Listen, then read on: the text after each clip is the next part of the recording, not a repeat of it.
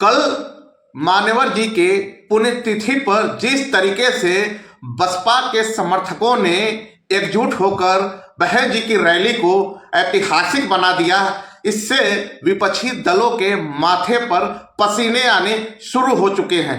अभी तक यूपी की लड़ाई जो थी, राजनीतिक लड़ाई, माना जा रहा था बीजेपी बनाम समाजवादी पार्टी है या योगी आदित्यनाथ बनाम अखिलेश यादव की लड़ाई मानी जा रही थी, लेकिन सडनली इस लड़ाई में एक नया मोड़ कल की ऐतिहासिक रैली से आ गया है।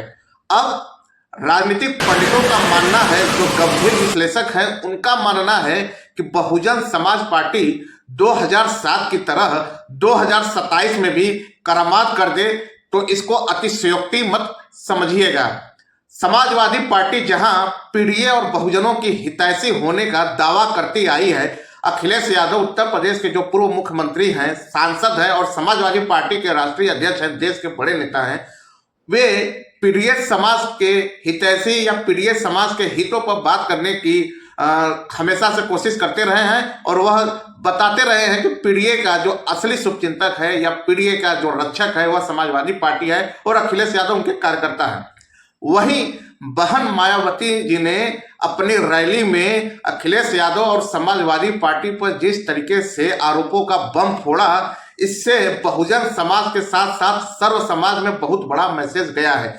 बहन जी की भाषण में जो तकरीबन 1.5 घंटे का संबोधन था, उस 1.5 घंटे के भाषण में सबसे बड़ी और महत्वपूर्ण बात यह रही कि बहन जी ने पीडीए या किसी ऐसे शब्द का प्रयोग नहीं किया जिससे कि कोई समाज स्वयं को अछूता या कटा हुआ महसूस करे। इसलिए उनके रैली में सर्व समाज की बात, सर्व समाज, इस वर्ड को बहुत तेजी से जगह दिया गया, बहुत बार जगह दिया गया। उन्होंने सर्व समाज का नारा दिया और बताया कि हम सभी धर्म, सभी समाज, सभी जाति के लोगों को साथ लेकर चलने में यकीन रखते हैं, क्योंकि बहन जी की रैली में जिस हिसाब से भीड़ उमड़ी और बहन जी ने यह स्पष्ट तौर पे कहा अपने अल्फाज से कि ये जो मेरी रैली में भीड़ आई है, जो एक दिन पहले कष्ट सह कर आई है, वह भाड़े की भीड़ नहीं है, वह 500-500 रुपया देकर मजदूरी, दिहाड़ी मजदूरी वाली भीड़ नहीं है। यह अपनी श्रद्धा से भीड़ आई है, अपने हक अधिकारों की लड़ाई लड़ने वाले, सर्व समाज के हितों की बात करने वाले लोगों की भीड़ है, जो 1 दिन 2 दिन पहले से ही लखनऊ में आना शुरू हो गई थी। सबसे बड़ी बात कि उत्तर प्रदेश के अलावा अन्य राज्यों से बसपा के समर्थक बड़ी संख्या में लखनऊ में इकट्ठा हुए। उन्होंने इसके वर्तमान जो है बीजेपी सरकार की तारीफ की कि कम से कम वे पार्क के जो टिकट है उस पैसे का उपयोग पार्क के लिए ही कर रहे हैं, उसके रख रखाव के लिए। लेकिन इसके साथ उन्होंने समाजवादी पार्टी पर ठिकरा भी फोड़ दिया कि सपा की जब सरकार थी तब उस पैसे का दुरुपयोग होता था जो टिकट लगता था। यह बहन जी का बड़ा आरोप था और बहन जी के आरोप से अखिलेश यादव और समाजवादी पार्टी कहीं न कहीं असहजता की स्थिति में पहुंच चुकी है या स्वयं को थोड़ा सा उस अनकंफर्ट फील कर रही है, क्योंकि बहुजन समाज देश का बहुत बड़ा समाज है, यह तबका बहुत बड़ा तबका है। अगर उस तबके पर आए हुए जो मूल बहुजन है उनके ऊपर अगर बहन जी का प्रभाव है, बहन जी का इस तरीके से संदेश जाता है, तो यह अखिलेश यादव और समाजवादी पार्टी के लिए कहीं से भी शुभ संकेत नहीं माना जा सकता। पीडीए वर्ड के लिए शुभ संकेत नहीं माना जा सकता, क्योंकि देश की जो वास्तविक बहुजन आबादी है वह अपना नायक, अपना नेता आज भी बहन मायावती जी के भीतर देखती है। दूसरी तरफ समाजवादी पार्टी और उनके लोगों का यह आरोप है, कांग्रेस के लोगों का आरोप है कि बहन जी ने सपा और कांग्रेस के ऊपर तो जमकर ठिकरा फोड़ा, लेकिन कहीं ना कहीं बीजेपी के प्रति सॉफ्ट रवैया अपनाया, या यूं कह सकते हैं कि कुछ लोगों ने तो यहां तक कहा कि यह बीजेपी और बसपा की मिली-जुली रैली थी, जिसकी स्क्रिप्ट दिल्ली में भाजपा मुख्यालय में लिखी गई थी, वही चीजें बहन जी आगे बढ़ा रही थी। हालांकि आप जानते हैं कि चुनाव से पहले 2027 में विधानसभा का चुनाव होने हैं और उसके पहले सभी पार्टियां कमर कसकर फील्ड में आना चाहती हैं, तब पूरी तैयारी के साथ। 13 साल से बसपा की कोई इस तरीके की रैली नहीं हुई थी, लेकिन कल की रैली ने पूरी पार्टियों को उनके कंफर्ट जोन से बाहर लाकर खड़ा कर दिया है। अब यह माना जा रहा है कि बहन मायावती फिर से रैलियां करेंगी। वह अब उस तरीके से राजनीति नहीं करेंगी जिस तरह से वो करती आई हैं। मतलब अब वो फील्ड पे भी जा सकती हैं, मंचों पे जा सकती है। समाज में उन्होंने अपने कार्यकर्ताओं को मैसेज दे दिया है कि आप मीटिंग करिए, छोटी छोटी ही मीटिंग करिए, लोगों को एकजुट करिए और अपने पार्टी के विश्वास पात्र नेता या राष्ट्रीय उपाध्यक्ष मिस्टर सतीश चंद्र मिश्रा को भी उन्होंने नाम लेकर कह दिया कि आप अपने समाज के लोगों को पार्टी के साथ जोड़ने का कार्य करें। वही पार्टी के एकमात्र विधायक और बड़े ही भरोसेमंद बहन जी के जो है बलिया वाले मिस्टर उमा शंकर सिंह जी को भी बहन जी ने आदेश दे दिया है कि आप भी अपने समाज के लोगों को अधिक से अधिक पार्टी में जोड़ें। और इसके अलावा अल्पसंख्यक समाज से बड़ी संख्या में लोग बहन जी के पार्टी की तरफ मुंह करते हुए दिख रहे हैं, मतलब उसमें इंटरेस्ट लेते हुए दिख रहे हैं। तो माना जा रहा है कि 2027 की जो गणित है, ग्रह दशा बसपा के अगल बगल मंडराना शुरू हो चुकी है। लड़ाई जो बीजेपी बनाम समाजवादी पार्टी थी, अब उस लड़ाई का दायरा बदल चुका है। बसपा बीच में आ गई है। दाएं तरफ सपा या भाजपा है या दाएं बाएं में अपने तरफ ये दोनों लोग सेट कर लें कि कौन दाएं है कौन बाएं है, लेकिन बसपा बीच में आ चुकी है परिधि में। यह मानकर चलिए 2027 का जो युद्ध होगा, चुनावी युद्ध, वह बड़ा ही दिलचस्प और इंटरेस्टिंग होगा।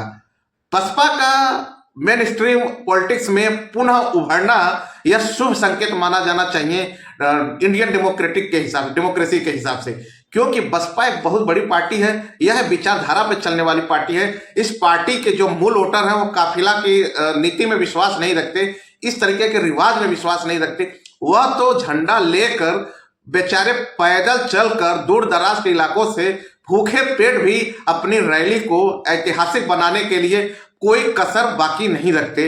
इस वजह से बसपा के समर्थकों या उनके वोटरों की महानता पे अक्सर चर्चाएं की जाती है और किसी को कोई संदेह भी नहीं रहता, रत्ती भर भी संदेह नाम की कोई जगह नहीं रहती। और उन्हीं वोटरों को रिझाने के लिए बड़ी बड़ी पार्टियां बड़े बड़े दावे करती आई हैं और उनका मत उनके वोट के साथ सरकार बनाती आई है। यह भी एक सच है जो कि द पॉलिटिकल मुखिया और या रोशन सत्य बात बोलते हैं और समाज में जो वास्तविक मुद्दे हैं, जनहित के मुद्दे हैं, जो चल रहा है करंट में, उस पर खोलकर बात करते हैं, क्योंकि यह ढोंगी मीडिया नहीं है, यह ढोंगी मीडिया का प्लेटफॉर्म नहीं है।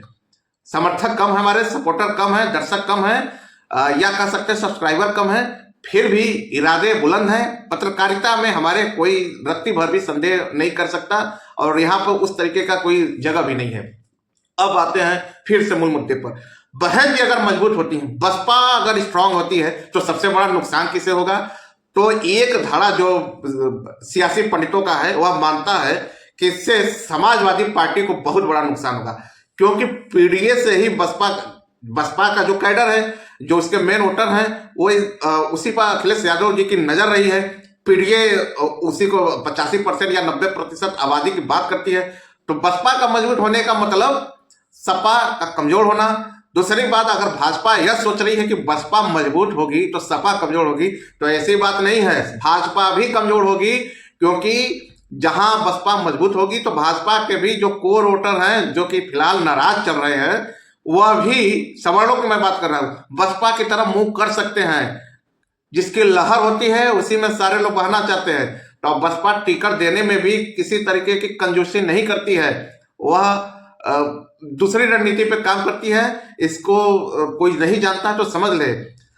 कल की रैली जेएमजेड के लिए भी बड़ा इंपॉर्टेंट रैली थी। जिन्होंने कभी बहन जी की रैली या राजनीति को नहीं देखा था या केवल यूट्यूब पर देख रहे थे, उन्होंने कल ऐतिहासिक रैली को अपनी आंखों से देखा।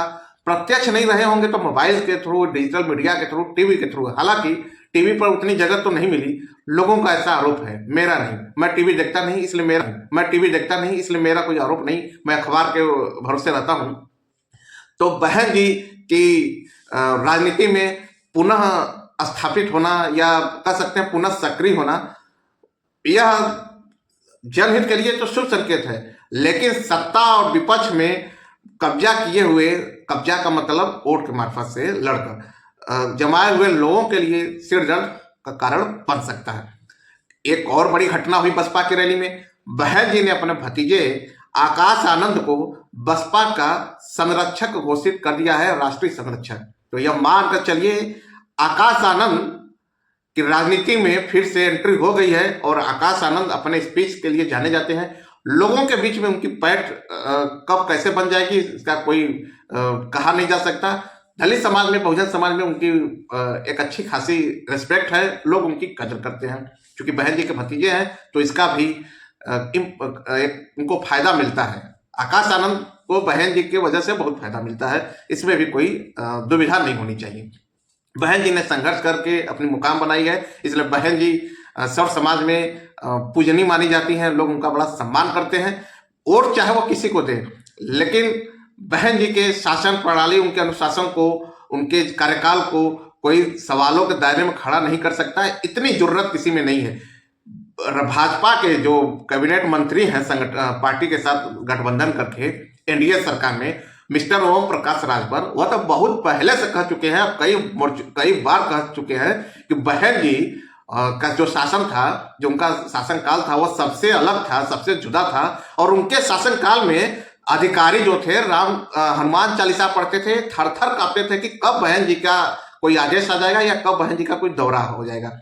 दूसरी बात, स्वामी प्रसाद मौर्य जी या संजय निषाद जी, इमरान मसूद जी, सारे लोग बहन जी की तारीफों के पुल समय समय पर बांधते रहते हैं।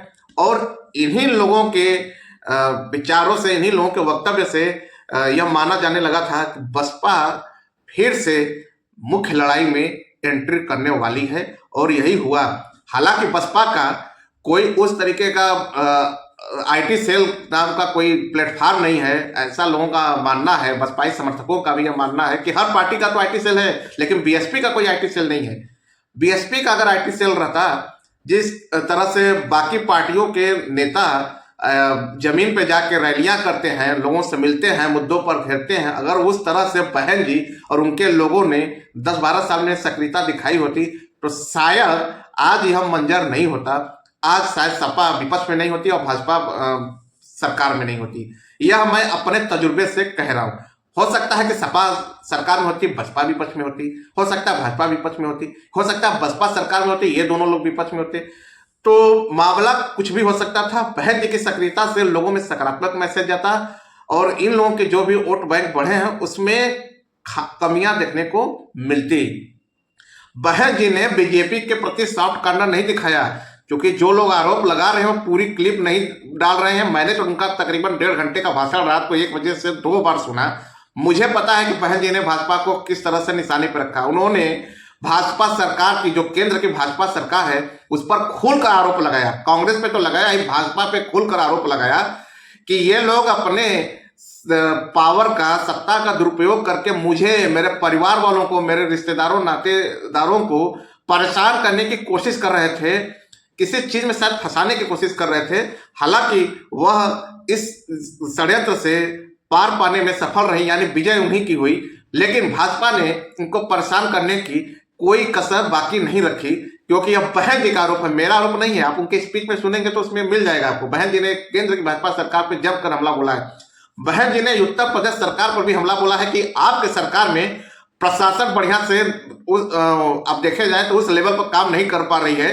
मतलब अपराध हो रहे हैं, करप्शन हो रहे हैं, लोगों में संतुष्टि की भावना है। तो बहन जी ने तो योगी सरकार के ऊपर भी सवालिया निशान खड़े किए, उनके ऊपर भी प्रश्न खड़े किए, लेकिन उनके विरोधी उनके इस क्लिप को नहीं डाल रहे हैं, उनको काट छाट कर दिखा रहे हैं, ताकि उनकी छवि ऐसी बनाई जा सके कि वह भाजपा के तरफ से सॉफ्ट कॉर्नर रखती है, मतलब सॉफ्ट उनके लिए उतनी आक्रामक नहीं है। लेकिन ऐसी बात नहीं है, बहन जी ने हर किसी के ऊपर आक्रामकता दिखाई है, और द पॉलिटिकल मुखिया से कोई झूठा क्लिप डालकर बच नहीं सकता। रोशन हर फैक्ट को सामने रख देता है, और इसी वजह से लोगों का द पॉलिटिकल मुखिया के ऊपर विश्वास है। बड़े बड़े नेता, बड़े बड़े पार्टी के कार्यकर्ता, समर्थक चोरी छिपे धीरे से रात को द पॉलिटिकल मुखिया को देखते हैं, रोशन को देखते हैं, और इसकी विश्वसनीयता पे उन्हें भी यकीन होता है। फिलहाल के लिए मैं इतना ही कहकर अपनी बात को खत्म करने की कोशिश करूंगा, समाप्त करने की कोशिश करूंगा। और आपसे रिक्वेस्ट है, यदि आपको लगता है कि द पॉलिटिकल मुखिया आपका प्लेटफॉर्म है, जनहित के मुद्दों पर बातें करता है और सरकार से आंख में आंख डालकर पुतली से पुतली लड़ाकर सवाल पूछता है, तो आप अभी उठिए और द पॉलिटिकल मुखिया को सब्सक्राइब करिए और कम से कम अपने जान पहचान के 5 लोगों में शेयर करिए, सब्सक्राइब करवाइए। द पॉलिटिकल मुखिया आपकी पावर है, आपकी ताकत है। अगर आप हमको आगे नहीं बढ़ाएंगे तो फिर आप टीवी मीडिया को यह क्यों कहते हैं कि ढोंगी मीडिया आपके मुद्दों को कवर नहीं करती, आपकी रैली को कवर नहीं करती, आपके अपने सवालों को, अपने तकलीफ को दिखाती नहीं है। तो आप 2 ही काम कर सकते हैं, या तो हम जैसे लोगों को आगे बढ़ा सकते हैं, या तो ढोंगी मीडिया को उसी तरीके से बढ़ाते रहिए, उनके घर को फैलाते रहिए। तो यह फैसला आपको करना है। द पॉलिटिकल मुखिया आपका प्लेटफॉर्म है, रोशन आपका पत्रकार है। निष्पक्ष रूप से, तटस्थता के साथ, बेबाकी के साथ हर मुद्दे पे, हर सवाल पे, हर तकलीफ, हर विषय पे बोलने की क्षमता रखता है और बोलता है। सरकार से तो पहले सवाल पूछता है, क्योंकि विपक्ष की आवाज होना भी जरूरी है। विपक्ष के नेताओं की आवाज होना जरूरी है, विपक्षी दलों की आवाज होना जरूरी है। विपक्ष मजबूत रहेगा तो सरकार थोड़ा सा दबाव में रहेगी। फिलहाल के लिए इतना ही, वीडियो लंबा होता जा रहा है। दीजिए इजाजत। द पॉलिटिकल मुखिया को सब्सक्राइब करिए, खूब शेयर करिए। नमस्कार।